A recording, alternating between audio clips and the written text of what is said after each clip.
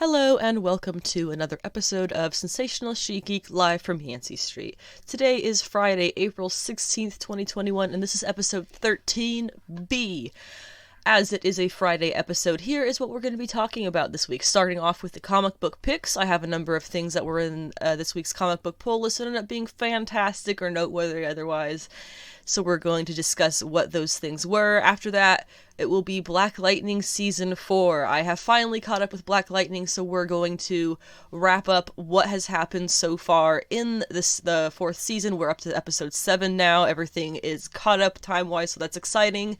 And then we have some news things. We have news about the event coming up in Marvel, World War She-Hulk. I'm a big She-Hulk fan, if you can't tell by my online name, Sensational She-Geek. It's a reference to She-Hulk. So I have some thoughts about this announcement from Marvel. And after that, we have the announcement about the Batman Catwoman Annual, which will be coming in July, which is also very exciting. And then after that, they just knew this morning, the new X-Men team lineup has been officially announced, so we'll talk about who those X-Men team members are now, and what I kind of think about that, and what it might mean going forward. And finally, there's some very, very small bit of news about the DCEU with the Shazam 2 casting, so we will go over that to wrap things up. But I just wanted to start things. I usually end it with a little statement about where to find me online, and I kind of figured maybe I would start it with that this week. My website, I do have a blog website where I post some fun things you can kind of poke around, including reviews, written reviews on comic books, past and present, just kind of thoughts about general things in the industry, some reading lists about female characters and their various appearances, and then of course all of the access to where to get this podcast from pretty much anywhere that you listen to podcasts. All those links are on the website, which is www.sensationalshegeek.weebly.com. I have the Weebly there at the end because I don't pay for it. If you have social media, I do have a Facebook page, but I don't use it because I'm kind of anti-Facebook page. It gets automatically updated based on things I post elsewhere for the most part. So I don't actually interact with it myself, but I have an Instagram that I am very active on. Instagram is Anna with the Comics because my name is Anna. And then my Twitter is Savage She-Geek. Because sensational was too many letters. So if you are interested in any of that, go ahead and check me out online. And of course, if you have any thoughts or comments, questions, concerns, opinions you would like to share, in addition to things that I have talked about, I would really love to hear from you. I like to interact with people who listen to the podcast. So if you have anything that you would like to talk to about with me, go ahead and comment on whatever streaming service you're listening to. And this is of course available pretty much anywhere that podcasts are available, besides I think Pandora, because I think it's still waiting to get approved.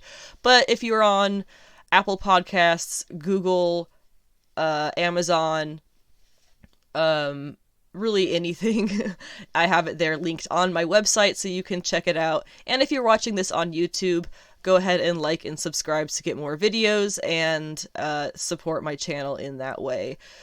So, this is a lot of stuff that I'm really excited to talk about this week, so I'll go ahead and get started with that, starting with the comic book picks of the week.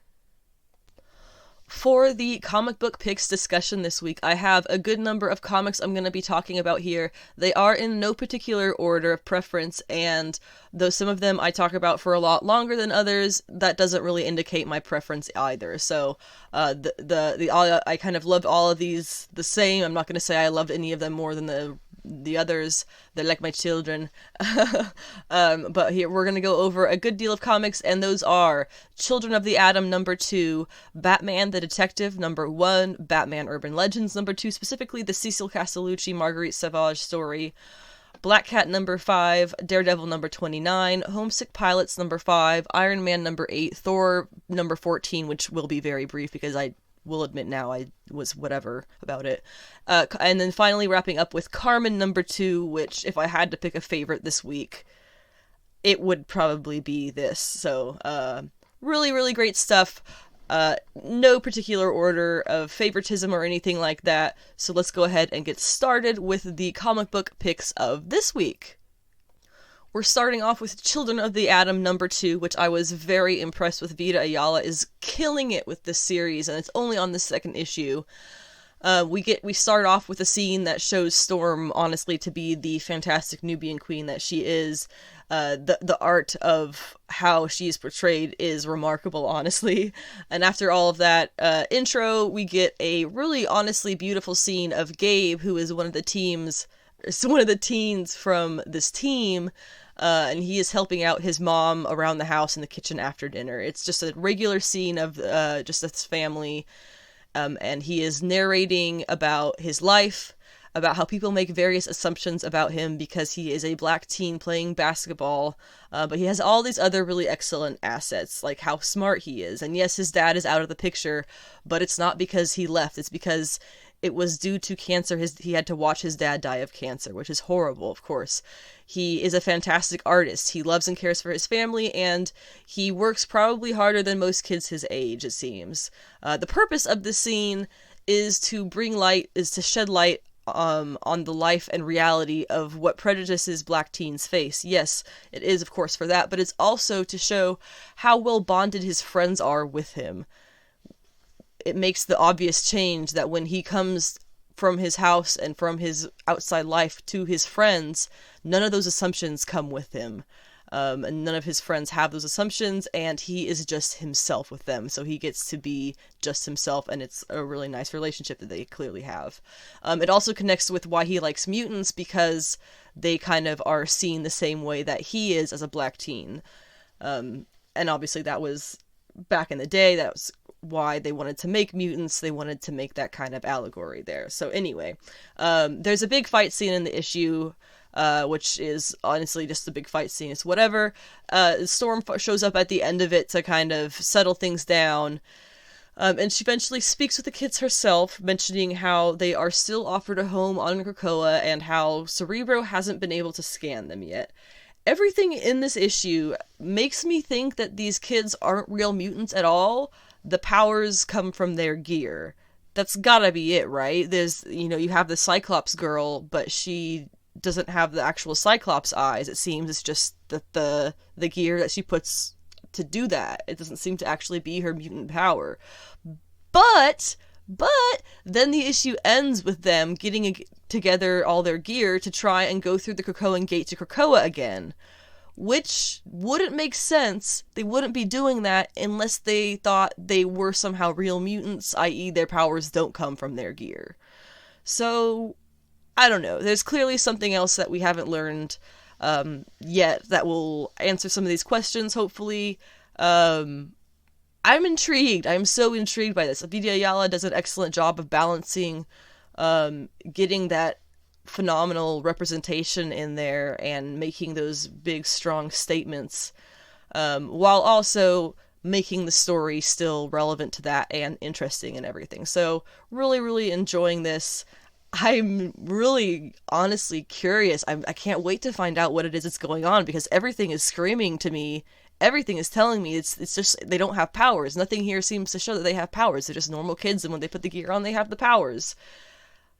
So then why would they be trying to get to Krakoa? They know that they wouldn't be able to if they're just human. So why do they think that they're mutants if they don't appear to be mutants?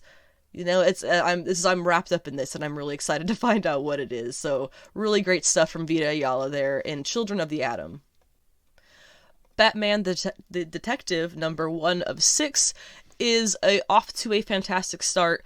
Tom Taylor is just the best at writing alternate reality DC stuff, honestly. He was the mind behind the Injustice comics, I believe, in their entirety. He probably had some people helping him with that, but he was really running that. And then we have DC more recently, which spans, I think, a couple of years worth of comics, and was really fantastic itself. And now we have Batman the Detective. I kind of am just assuming that this is another reality, because it seems some of the details are a little bit different or fuzzy, or at least leaving us room to kind of fill in the answers for ourselves. But basically, the plot of this is a plane in England goes down in a way that ultimately signals that Batman has to come check it out. He is intrigued by this angered as well because all these people were killed to call him out. So he abandons Gotham itself and goes. What he discovers in the end, basically, is that everyone on that plane was someone that Batman himself had saved the life of. Every single one of them. It was hundreds of people. And every one of them Bruce himself had saved. So somebody is going through and undoing all of the good that he's done. And it's awesome! First issue, off to a great start. Tom Taylor, I have stuff that I've read from him that I did not like. I really was not a fan of. But I'm telling you, every time he puts out these alternate reality DC Universe books, get on that shit. That is where his home is. That is where his ballpark is the best. Really excited to see. It's going to be 6 issues, so once again, another great thing about Tom Taylor's alt realities is these contained chunks of things, so when you go back and read them, if it's something that you're going back and reading or rereading, they're really, really easy to come across as well as read. And then, of course, they come out in really nice, neat volumes, collected all together, and that's satisfying, in my opinion. But really, impressed with this. I'm going to be looking forward greatly to the rest of the series and what kind of madness kind of comes out of these people trying to take down the legacy of Batman's people he saved. It's not a good idea. It's not good. Not good for the world at all, but really, really intriguing. That's going to be awesome. Batman Urban Legends #2, I will just straight up admit right now, all I read of it was the Cecil Castellucci, Marguerite Sauvage Oracle story. That's all I got it for. My husband reads the rest of the stories in there, and I know there's a Cheap Sarsky story in there, but I just don't care about Red Hood very much. I'm sorry. There's a time and a place, but it's not really. I have other reasons to be interested in these Batman Urban Legends issues, and this was fantastic. Cecil Castellucci is my favorite Batgirl writer I think I've ever read. Barbara Gordon writer, because she's written her in multiple different identities, you could say. And this is no different. It was absolutely phenomenal. It is a story featuring Viros, who is the villain that they created for Barbara, Castellucci and Savage together, and honestly, probably the coolest modern DC villain who is out there. She is designed really beautifully, really thoughtfully, and it's a kind of design that you can see this sticking around for a long time. There's a certain something that the lasting DC villains, or really, we'll just go with DC villains for now, that they have, and I think Viros definitely has that. There's something to a simplicity, to a kind of pointed theme of what they do. And for Viros, she is, of course, as I said before, she wears this pink dress, which is hilarious. It's this bubblegum pink dress, but the shoulders have these crazy intense spikes coming out of them, and so it comes across looking a lot like bubblegum with glass in it, which is awesome for a villain costume. And she wears a mask because, of course, with the name Viros, she works with viruses and a lot of viral things, both in computers and in people. So really cool kind of niche there for her to get, because it's kind of a pun at the same time of being like a real cool thing. I don't know. I just really think she's awesome. She wears a mask that has these 2 little spikes going straight up on her face, which ended up being kind of funny because the whole pandemic happened when she premiered. So that was a funny coincidence. And then she has her crazy hair that also has the funny little glass bits in it. So I think she's an excellent design for a character, and I think, the excellent design for a character both in her visual design and in her characterization. So really, this was obviously going to be a winning story for me from the start. And the story itself covered Babs tracking down Virus through various means, complete with a hilarious, perfect, not hilarious, it's so perfect, a newly built Oracle tech outfitted suit. I can just see it in my head, Castellucci and Savage, DMing each other about the design for the suit and the various things they want to have in it. If you're familiar with their Batgirl, it's so perfect. It's such a great addition to their legacy with Batgirl. To Castellucci's, at least her specific legacy with Batgirl. It's a really cool outfit. It's kind of this fun lime green tracksuit. I really enjoy that whole thing. so she finally, Babs finally, she puts on her Oracle tech suit, and then she finally tracks down Virus and gets her arrested for the various viral crimes that she was doing. The story is written very cleverly. It is drawn and colored very beautifully, and it is so accurate to the spirit and character of Barbara Gordon, which is just another reason, this is just another reason why Castellucci remains my absolute favorite Barbara Gordon writer. And I hope she has plenty of time in the future to continue writing it, because every time she does, it's a thrill. It's an absolute joy.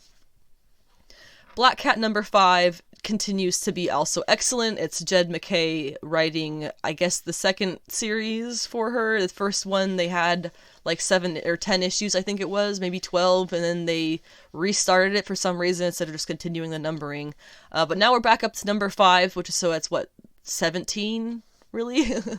And the story is really interesting, so I'm going to talk about this for a little bit here. In this issue, Felicia learns, which was part of the preview that was released before. I read that on Monday, so I was able to be privy to that beforehand. Felicia learns why she's going on all these heists for Fox. Fox is her Alfred, basically, to Batman. He is her Alfred. He's dying, and he has one final card to play, which is wrapped in layers and layers of secrets, and being secrets that were specifically hid from Felicia. So it's a really kind of semi-chaotic conversation they have, leading up to the end of the issue where the final reveal is. They go underground.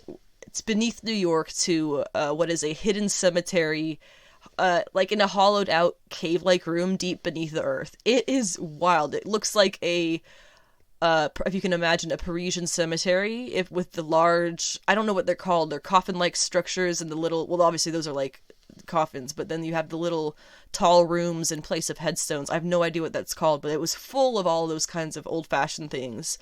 It looks so wicked, and it's apparently the burial place for the various thieves of New York.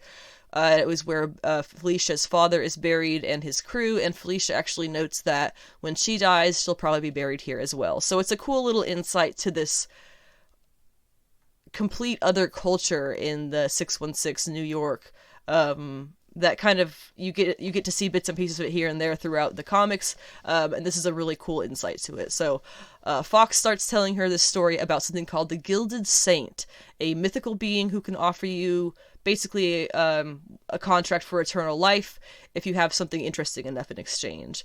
But they can only go into one of these contracts at a time, so he summons the Saint, and we get to see it. It is an incredible, impressive, just awesome giant skeleton covered in all kinds of jewels, like a Dia de los Muertos figurine. It is really cool. And this giant skeleton reaches down and speaks with him, and Fox tells it that he has something that will get him and Felicia on the contract with it, stealing the immortality away from those who are currently on the contract with it. So what does he have to offer? He pulls it out of his bag. The deed to all of Manhattan. Oh boy. Felicia had no idea going into this what he was going to do. It was all a big surprise to her. I was actually just saying on the last podcast that it feels like Fox is up to no good, and here we see I was kind of right. But he's technically trying to help Felicia, although I feel like she's not going to subscribe to his self-described coward desire to gain eternal life. She is too real for that, as we have seen in Jed MacKay's comics of her for the past couple of years as he's been doing it. She is a lot more grounded than these superheroes who have the superpowers and things and get their egos get on top of them and blah blah blah. It's going to be interesting seeing how this pans out. I don't think Felicia's going to end up with eternal life, and I don't think Fox will either. As for what will happen to the city of Manhattan, or I should say the island of Manhattan, it's going to be owned by the Skeleton now. So, good luck. In Daredevil number 29, Chip Zdarsky's Daredevil run continues to be completely mind-bogglingly phenomenal. Issue number 28 ended with Matt being poisoned at the dinner table in his prison, and this issue starts off exactly at the same point. On the other end of things, Elektra is, she's starting to teach her new protege, the young girl whose mother was killed in the King in Black tie-in issues. and she kind of becomes this hilarious but really mean life coach for a little bit, which was awesome and perfect because Elektra as a life coach, I mean, yes please. That sounds dangerous and terrifying and awesome. Back at the prison, we don't actually see much more of Elektra than that, but back at the prison, I guess there was the part where Elektra is actually demanding, you have the various gangsters of Hell's Kitchen who would demand from the businesses in return for protection, which is really just not fucking them up. They would, demand monthly dues or whatever, taxes, I guess. Now, Elektra, Daredevil, has caught up with those guys who go and take those taxes from businesses, and she is taxing them for coming into Hell's Kitchen. So there's she is pissing off everybody, and I love it. But that's pretty much what her role is in this issue. So for Daredevil in the prison, he ends up fighting off a bunch of guys while he's trying to get rid of the poison in his body. So needless to say, it does not go well. He ends up getting shanked, and as he passes out, he hears the warden on the phone confirming that Daredevil has been killed. Damn, they got you. They got you good. So, that's Matt's Daredevil. Fisk, we know this was due to Fisk, because he wanted both Daredevils killed. He also wanted the Elektra Daredevil killed, so we'll probably be seeing that in the next issue. And really, not to worry, I can almost guarantee Matt won't stay dead, but they might make us almost convince us that he is, because issue 31's cover is him with the angel wings, and I doubt he'll be in the next issue much, especially if we're going to be catching up with the Elektra Daredevil side of things a little bit more, and her problems with Fisk, or whatever those will be. I want Elektra Daredevil to last forever. It's my favorite thing, probably, that's come out of this Daredevil series, and there have been a lot of amazing things that have come out with this Daredevil series. I recommend it. It's my favorite Daredevil I've ever read, and I have read a good bit of Daredevil, so Chip Zdarsky keeps just killing it. And of course, Marco Caccetto's beautiful, beautiful, luscious art is something possibly comparable to Joelle Jones, if you're familiar with her fantastically inked art. It's oh my gosh, it's just so great. I can't wait to see what happens with this Daredevil. I hope Elektra remains a part of it for a long time, whether or not she remains Daredevil. So, I'll take it for while I can get it, but I wish it would last forever. There was a lot of really good indie stuff that came out this week. I'm not talking about nearly all of it that I read, but I picked out a few ones that were really fun to talk about. So Homesick Pilots #5 was one of those. It is the final issue of this arc, so I'm hoping if there's going to be 5 issues per arc, there's at least going to be 10 issues total. It had a lot that added to complexity to already confusing situation, or rather confounding situation, but in a really good way. We thought things were one way, but they're not. It be like that. The girl from the rival band, Meg, the rival band who got slaughtered, she ends up appearing out there in front of Ami's friends and the other punk rockers and things, covered in blood head to toe that she can't actually wash off. Completely spooky. She takes some people who were like ghost hunters or something, and they're working with that film tape creature from a few issues ago who fought Ami for the spirits. They want to get the ghosts, I guess. And she leads them to the house. I guess the tape creature wants the ghosts, but the ghosts are kind of afraid of it or something. They don't want to be taken by it. They want to stay with the house. So Ami ends up merging with the ghosts of the house and becomes the house herself. Arms and legs and everything, like a giant mech, able to battle this tape creature, which becomes giant itself. And when it comes down to it, she can only save one of her friends, or rather, only one of her friends chooses to go with her. The other guy ends up screaming at her that he thinks that she's a freak, and she kind of withdraws into herself and sort of gives up on the fight at that point, rescues the one friend who came with her, and of course Meg doesn't go with her either. She's never going to trust that house. So she ends up tangling with a tape creature and dragging them both into the ocean, figuring no one's going to care that she's gone because she just had one of her best friends scream that she's a freak, and of course, she's telling herself, of course they think I'm a freak, of course they don't like me anymore, because blah, blah, blah, the things that you would think to yourself when you get rejected, of course. And so she, when she drags all this, she kind of collapses into the ocean, the house does, and it just leaves some wooden planks as a mess behind. And at the end of the issue, we get a 3 months later scene where Meg, who is still mostly covered in red, is now a pilot of some kind of mech thing that she named the Nuclear Bastard after her slaughtered band. And she's going to take it to go fight with ghost power. Dun dun dun! I don't know what that's going to mean for the future, but it makes things super interesting. Really been impressed with the series. The art is gorgeous, the storytelling is a lot of fun, and it takes place in the 90s, so there's a lot of fun throwback 90s things that come across in it, so that's really cool as well. I'm hoping that it's going to be another 5-issue arc. I imagine it's going to be starting off with Ami coming back to being corporeal or something. So it's going to be cool. I'm excited to see what happens in the second arc of Homesick Pilots. Iron Man number 8 was one that I was obviously going to talk all about, because it was focusing on Patsy Walker, who is Hellcat. So basically what happens, we kind of knew this was going to be something of like what it was. The current combined Moondragon, who is of course the 616 Moondragon who got mind melded sort of with the Moondragon of another universe, because she was kind of losing it.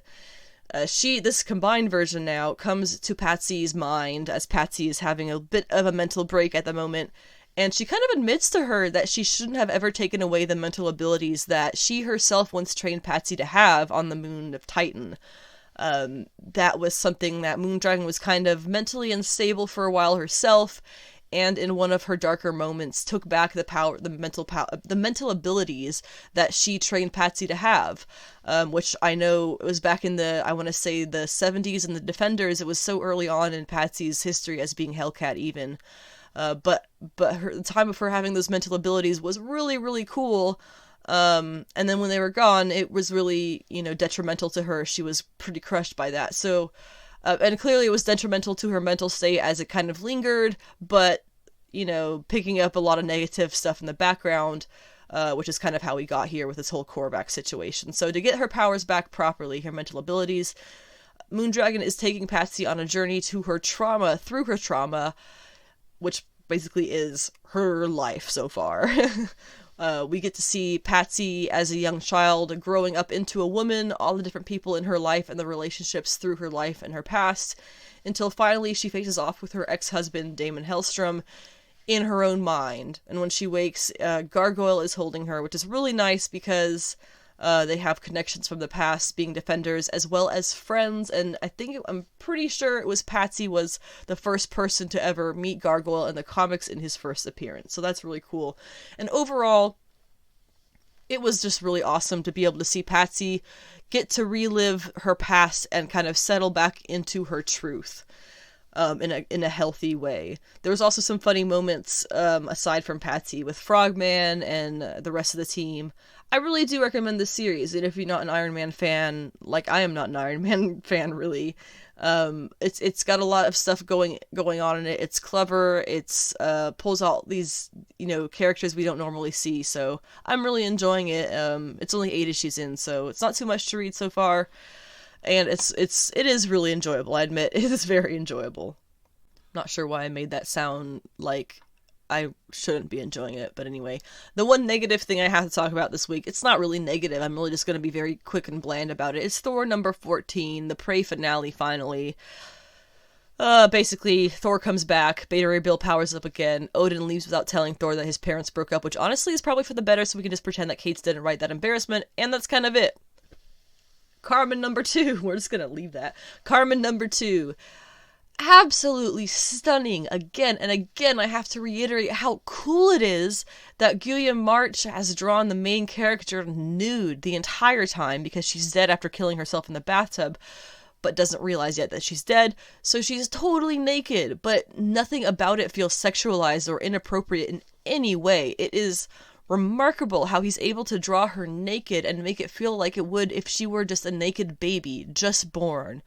Which is also really appropriate because the whole she went into life naked and left it naked, okay.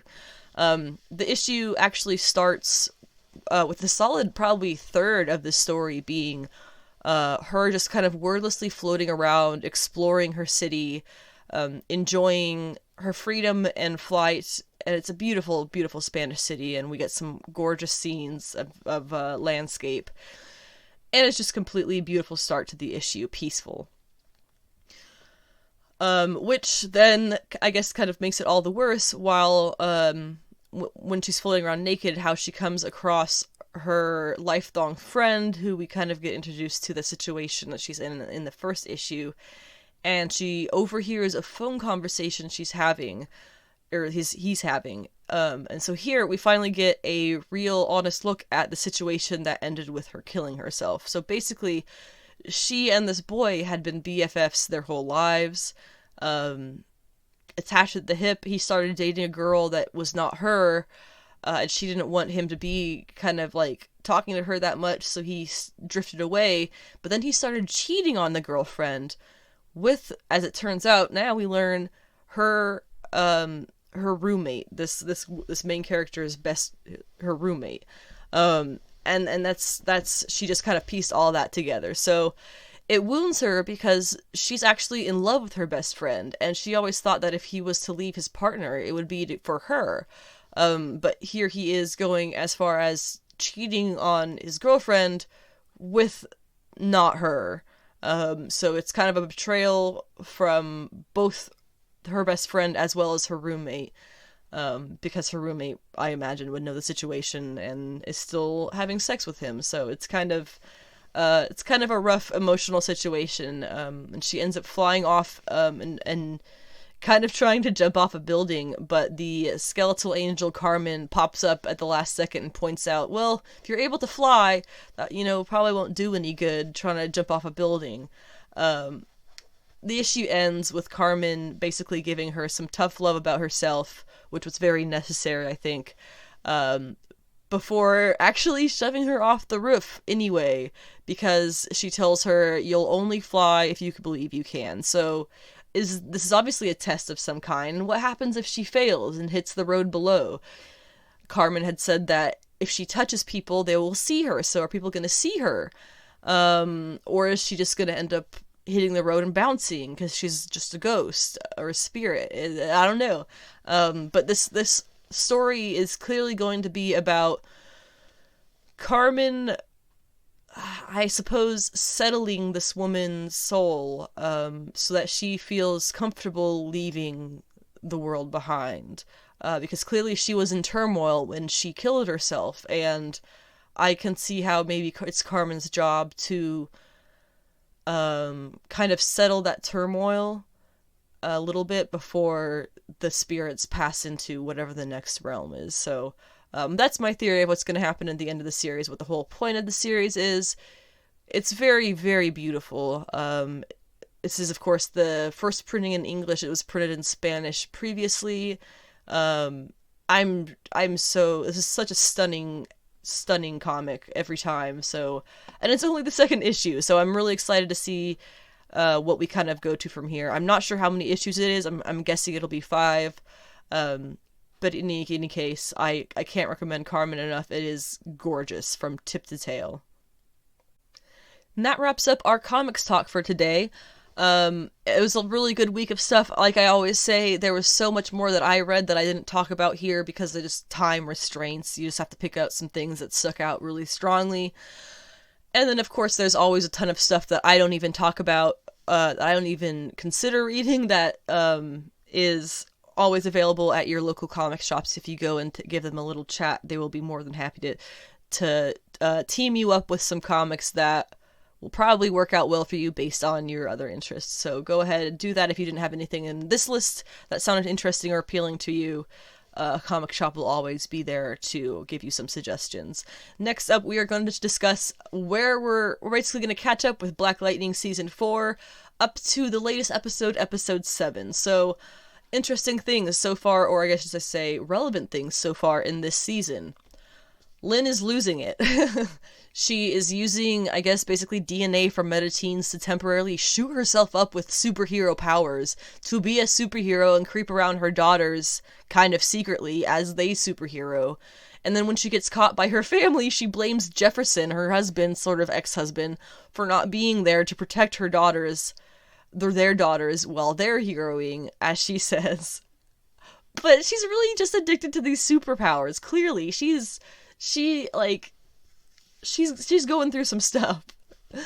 And I didn't realize this going into the 4th season, but the actress who plays Jennifer, China Anne McClain, she actually planned on exiting the show in the 4th season for a while now. Instead of killing the character off, the CW had her explode into particles or whatever, but then when she gets put back together, she looks different, which is a totally fine explanation, and it totally works. But by the end of the 6th episode, it's almost like it never happened. She falls into place naturally. It's, you know, it's a perfectly fine switch. The new actress is Laura Kariuki.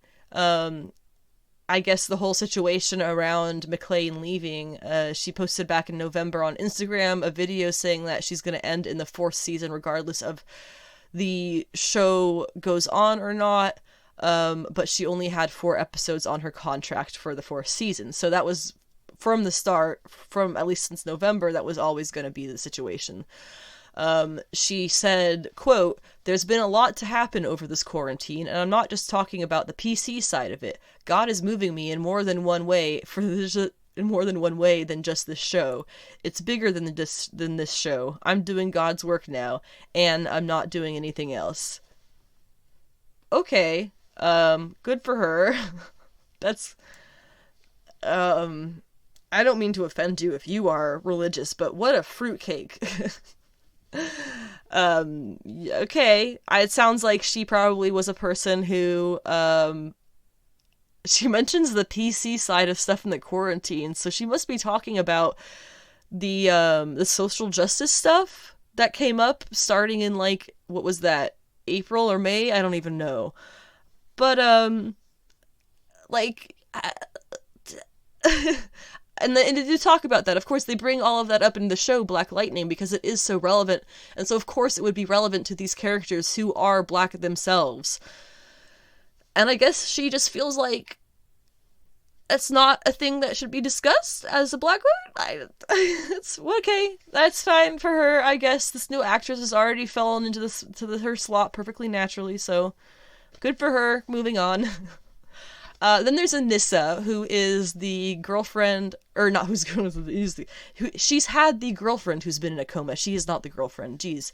The girlfriend finally wakes up, and then almost immediately Anissa springs on her an elopement marriage, which I guess in her defense they had planned before she got into the coma, but she just woke up after a year of being in a coma. Season 4 starts a year later. So Anissa basically springs this elopement marriage on her on the spot, officiant and all, so of course she says yes, they're gonna do it. And then Anissa takes her home to let her discover that her belongings are all in storage, and then she doesn't really let her move back in and makes her kind of not really feel like she's fully welcome in living there. And then after her sister explodes, instead of talking to her wife, Anissa literally hides from her, avoiding her wife's calls and messages. Like, who told you how to marriage? What are you doing? This is I want to break up with you stuff, not we just got married stuff. And then there's Gamby, who is, of course, the old white guy on the show. He's gotten a job, I guess it's like at his old work. He's working for a lady that he's got the hots for and vice versa. He's actually there to get information about the anti-meta guns that her company's making so that he can hopefully, I guess, cause problems for them in general. So good for him, although it does mean that he hasn't quite been there for the family much recently, but we'll kind of see how that ends up being an issue going forward. Well, I don't know, we'll see. Tobias is fully back now, which is obviously terrible, and to make matters worse, he can't be hurt by Jefferson's lightning powers anymore, which is obviously hugely problematic for this family.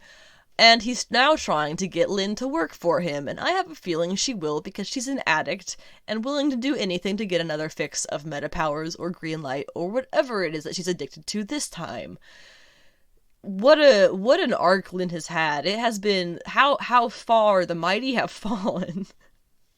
Then we have Lala, who has been getting more tattoos on the regular, which isn't a statement about his tattoos. It's because he gets one every time he kills someone. And Lady Eve is missing, so her right-hand lady is running things, but most recently, she carbonated Lala's ass in cement and brought him back to sit on display in her base, I guess. Which means that he's inside that, dying and coming back inside the cement for all eternity, which is brutal. No wonder, because she's Lady Eve's protege, who is still basically the most brutal character on the show to this day. So, really cool stuff there. Kind of funny, but it's really cool. I'm interested to see how that kind of goes. And that leaves us with Painkiller. Khalil was absent for the entire front half of the season until the 7th episode, which was itself titled simply Painkiller.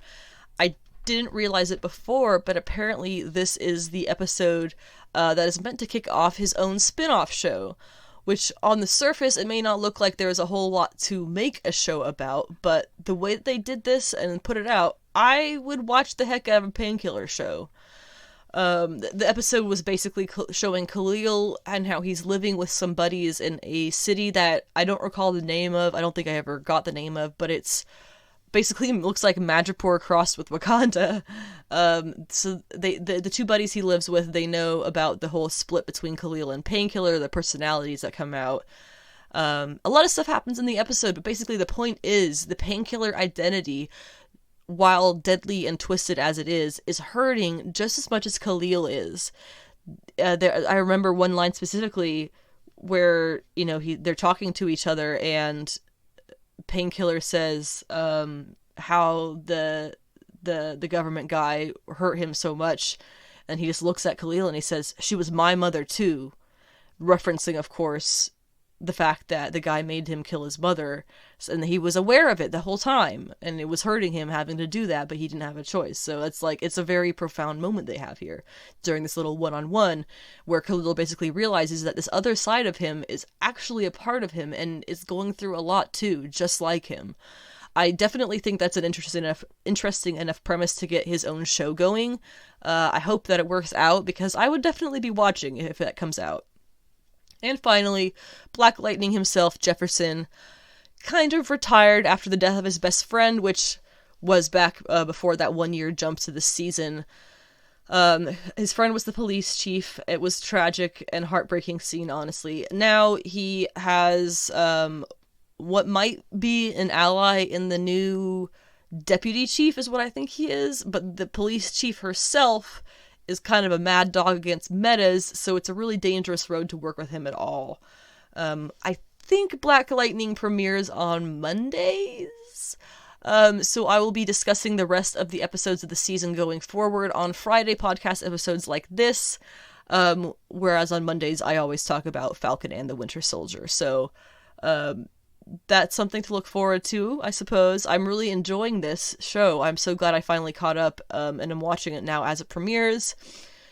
There were, I believe, 13 or 16 episodes in the last seasons. I don't recall, but either way, it's probably going to be the same number in this season. I'm really glad they continued the show beyond Jennifer having left, and they just kind of replaced her and got a really clever explanation, although it is kind of it's one of those things that fudges the science, like enhance, it's like one of those things. It's like, okay, we know that's not really possible, but we can ignore it because he shoots lightning out of his fingers anyway, so we can ignore a lot of impossible things. Coming up, we have news on World War She-Hulk and Batman Catwoman issues, as well as the new X-Men team lineup and Shazam casting news, so stick around, we've got a lot more.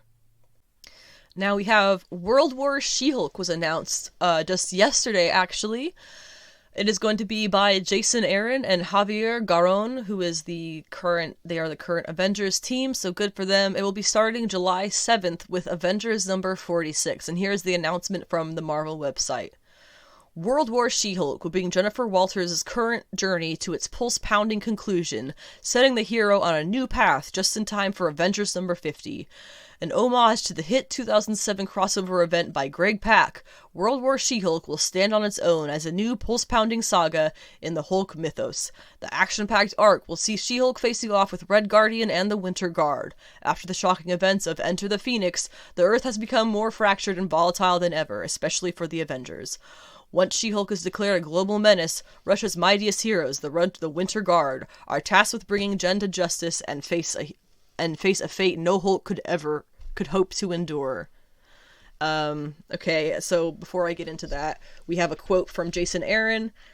When the Russian Winter Guard invade Avengers Mountain to arrest She-Hulk, it sets off a global espionage adventure that takes us from the notorious assassin training academy of the Red Room to an undersea kingdom on the verge of violent revolution. Along the way, traitors will fall, regimes will crumble, and the dark evolution of Jennifer Walters will reach its bloody red crescendo as we all build toward the epic events of Avengers number 50. Alright, end quote. Yeah. I don't know yet, man. I don't know about this. I don't know. I don't know. Let me stop saying I don't know and just get on with it.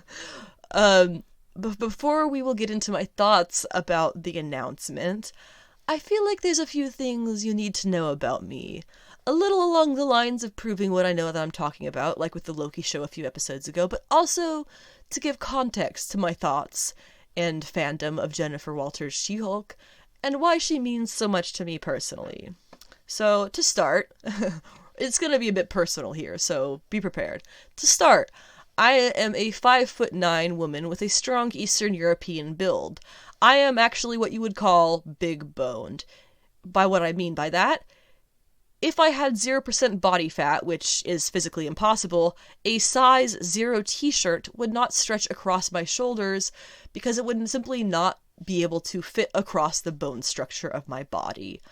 I am larger than the national average. I've been told I have an athletic build many, many times in my life, something I embraced with weightlifting starting in high school. Just the other day at Target, a woman asked me to reach something up higher on her shelf for her. I'm not even kidding, this happened just a few days ago. Because of all of this, I grew up feeling a little bit like an ogre. The town that my family moved to when I was in elementary school had a very short average for its women for some reason, and I was one of about 4, quote, tall girls that were known for being tall in my whole grade. When I started dating, I found it hard to find partners taller than me, which was my own preference, and even partners who were not physically smaller than me somehow. A problem I grew out of as I saw more of the world later on. I once took a picture with actress Candice Patton at a convention, who is, according to Google, 5'4". I don't have that picture anymore, unfortunately. I'm probably slightly fortunate because, I don't like pictures of myself, but I looked like a giant next to her. I was just all around larger than her. I'm not fat or overweight. I'm in pretty good shape, but I was in peak shape at that time of that picture in college. But still, standing next to her made me feel absolutely monstrous. I do not have Hollywood proportions. So, there is one reason that I like She-Hulk. Second, I am one of many human beings who sometimes struggle with mental health for various reasons, something that has been an important factor in modern She-Hulk comics.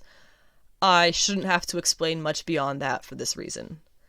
And in addition to those two reasons I just listed, there is the idea of rage.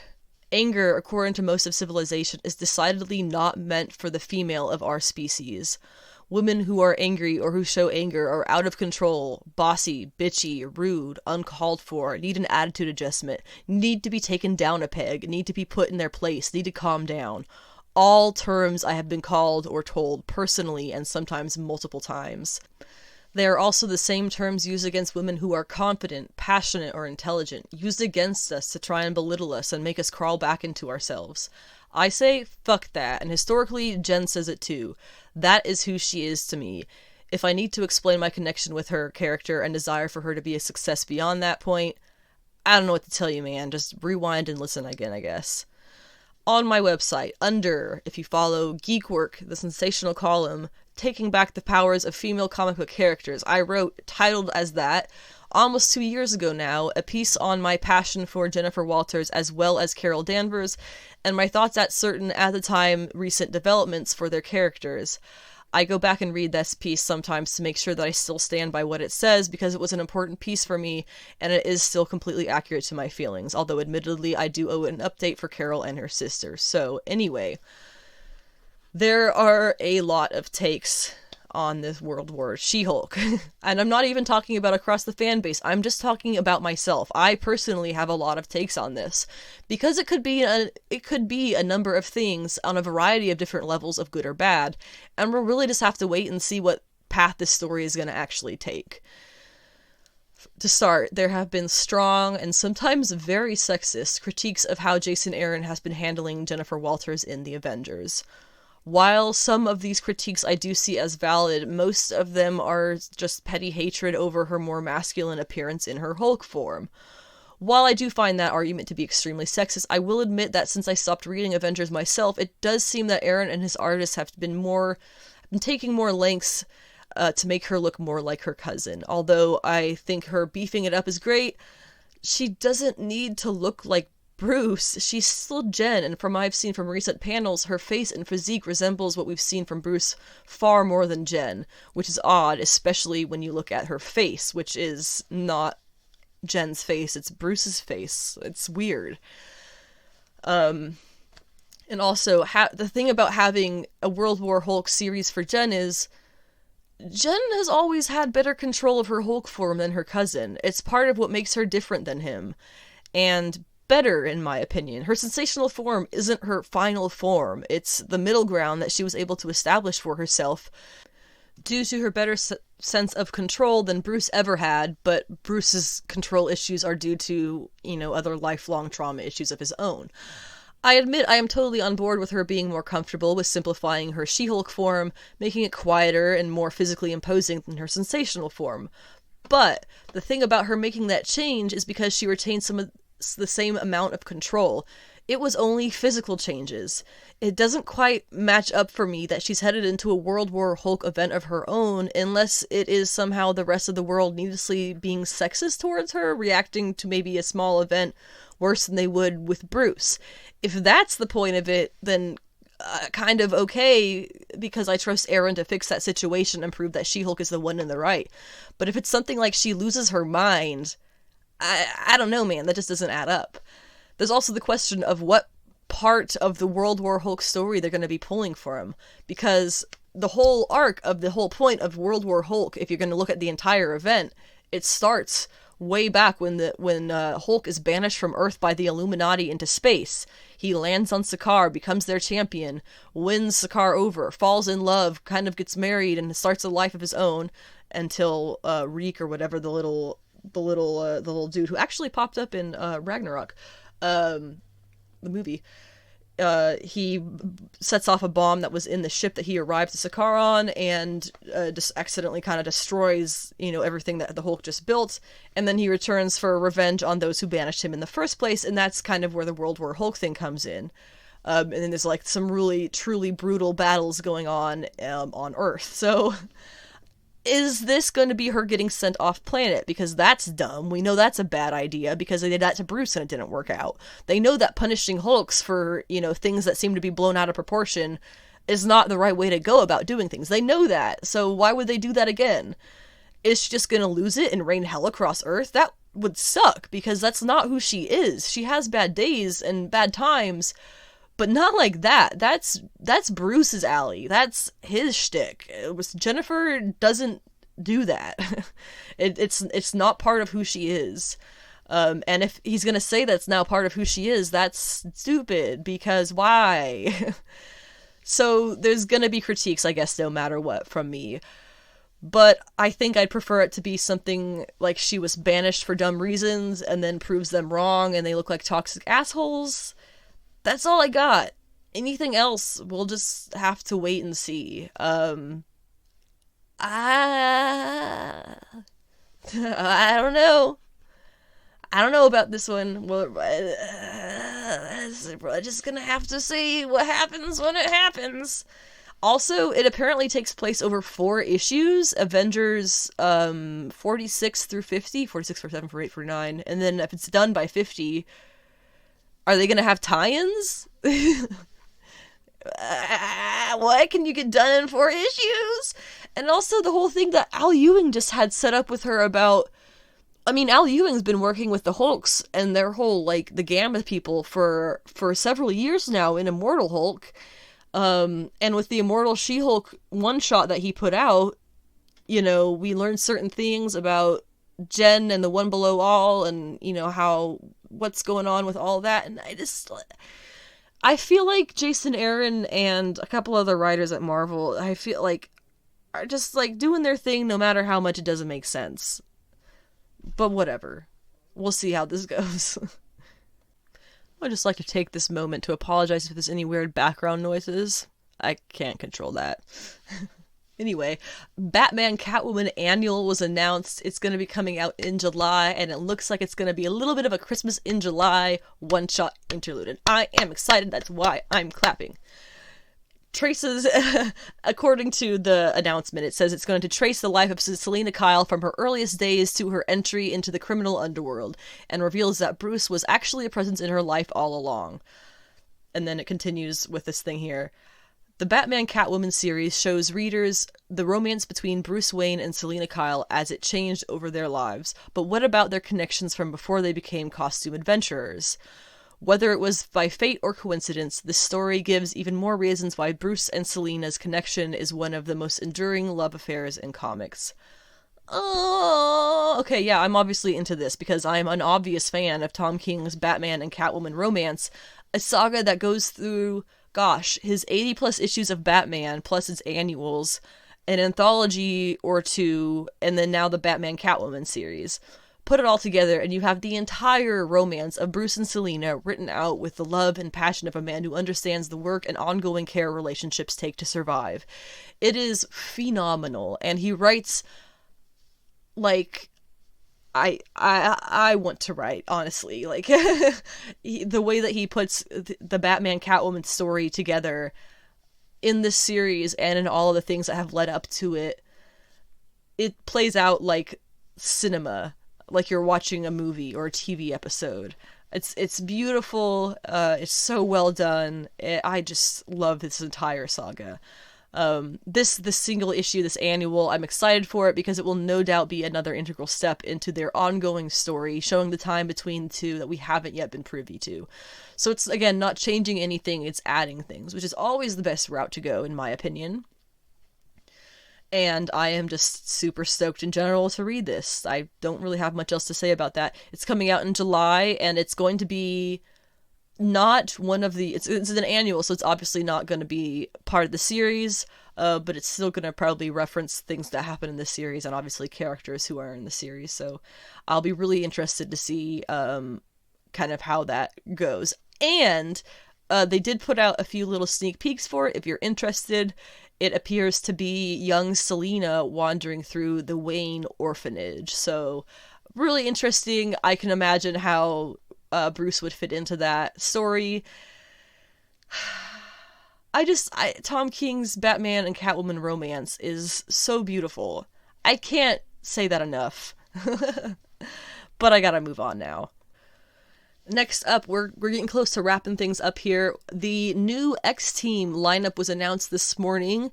If you recall, Marvel put out that really honestly chaotic X-Men vote for fans to vote who they wanted to be the new X-Men team member. And it was not a good idea because it started so much drama on Twitter and things. Like, you had Marvel fans at each other's throats over this stuff. It was... Whoa, guys, it is not that big of a deal. And now that we see who it is, it's even worse that you guys were acting that way. So, the new lineup, I always figured that it was predetermined who was going to be the lineup of the X-Men, regardless of who won the fan vote. So, the new lineup is Scott and Jean, of course, Laura, who is Wolverine, and Synch, who was her... one of the people she went into the Children of the Vault with, Then we have Sunfire, Polaris, and Rogue. To be honest, this is pretty surprising and a touch disappointing. Disappointing because I was honestly hoping to see some of the Arakko mutants on the team, since they had been very clear to make a point that the Arakko mutants would be welcome on the team. But I guess that was just a tease. And surprising, because Polaris and Rogue are both already in other books, and I was predicting that Hickman wouldn't really be about to pull apart his creative teams that he just put together. So I guess we'll see kind of how this works out, if the books that those two women are in otherwise, which are Excalibur and X-Force, are still going to have them in it, or what, we're not really sure. So we'll just kind of see. I stick by my theory that this was all predetermined anyway, and the so-called X-Vote wouldn't actually matter, so I do stick by that. And other than that, this is mostly pretty cool. We're getting an Asian superhero on the team in Sunfire, so that's nice. Sync is a black man, so that's cool. And it's not all just white rice then. I guess I kind of wish that possibly in place of Rogue we had another woman of color, like Armor or something. But, you know, this is always the future. You can always add members to the team. You can always switch people out, I imagine. Scott and Jean were given. They were obviously leaders of this new team, kind of spearheading the whole process. Laura and Sync are really cool. They're on the team, and it makes a lot of sense because they just came out of the vault and have all that information on the children of the vault, which the children made a really, really strong point that they are going to be anti-mutant, and so they're going to be getting involved in this sooner than later, and they're going to need Laura and Sync's insight to that. So also Laura and Sync are having some kind of little romance together, so that's nice. Lots of developments happening. It's been a while since Rogue has been on a main X-Men team, if I recall, as well as Polaris, actually, but they're both Legacy X-Men team members. They were both on the teams way back in the day, 80s. I guess Rogue was early 80s. And Polaris was one of the original giant-sized X-Men members, so yeah, it's kind of fun to see that these different combinations. Scott and Jean, while I am kind of over the standard two-son that we get always on the X-Men, always, forever, we knew it was going to happen. I'm super excited that Laura is going to be Wolverine on the team officially. Logan's going to be doing X-Force, and she will be doing X-Men. So that's really exciting. Sunfire hasn't really been in anything for a while, so him just showing up is cool. And then, of course, Polaris and Rogue. I don't dislike them at all. I definitely think that their fans can be a little bit intense, but so can I, so whatever. It's gonna start premiering, I think, in the Hellfire Gala issue, so keep an eye out for that. He'll be coming up in the next couple of weeks or months or something in the X-Men comics. And to wrap things up, I have some Shazam casting news for the sequel to Shazam. Lucy Liu has joined the cast as the villain Calypso, who is the sister of Helen Mirren's villain Hespera. They are both daughters of Atlas, that's one. Calypso and Hespera are both the daughters of Atlas, who is one of the sources of Shazam's powers. It's his name Shazam actually stands for something, if you didn't know that. It's the wisdom of Solomon, there's the S, the strength of Hercules, the stamina of Atlas, the power of Zeus, the courage of Achilles, and the speed of Mercury. So there you go, Shazam spelled out. It's some big clever whatever. Which is my argument when people say, well, I guess it's not a good argument to make. I won't get into that, the whole Captain Marvel thing, but I don't want to make people really mad. But that's really exciting. This is not going to be a Black Adam movie. This is differentiated between the Black Adam stuff is still separate from anything Shazam related. So we won't be seeing him here, but we do have these two female villains, which is pretty exciting. I am not very familiar with the Shazam comics at all. I know about the whole Shazam family, and that's about as far as it goes. So, yeah, this will be fun. I know Lucy Liu and Helen Mirren are great actresses, so what's to dislike about this? The only other DCEU stuff that's happened this week is people are trying to get the David Ayer Suicide Squad cut, which I literally just saw on Twitter, somebody saying that was gonna have Steppenwolf in it, which he has to be joking, right? That's gotta be a joke. Why the hell would Steppenwolf be in Suicide Squad? I think it's hilarious. I make myself laugh. Anyway, that wraps up this week's episode of Sensational She-Geek live from Yancey Street. If you've made it this far, thanks for listening. I appreciate your time and efforts in continuing this podcast's success, or I guess in this podcast continuing a success. The words come out in the wrong order sometimes. It happens, but we get through it.